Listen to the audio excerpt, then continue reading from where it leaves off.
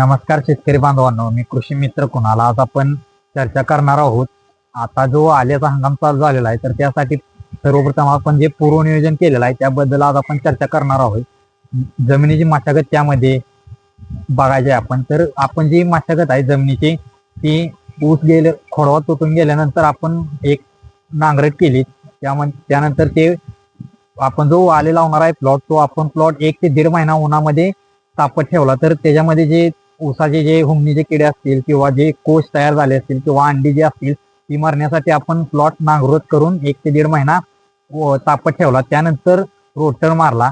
Rotor मारल्यानंतर परत एकदा आडवी नांगरट केली. अशी उभी आडवी धरून 2 वेळेस आपण नांगरट केली व पुन्हा एकदा रोटर मारून आपण हा तुम्ही बघू शकताय प्लॉट, सर्वत्र प्लॉट असा तयार करून घेतलेला आहे. त्यामध्ये आपण शेणखत, मळी, राख, त्याचबरोबर कोंबड खत हे सर्वांचं कॉम्बिनेशन करून आपण या ठिकाणी या प्लॉटवर टाकलेलं आहे व एकदम तुम्ही बघू शकताय कशा पद्धतीने या ठिकाणी बेड सुटलेले आहेत.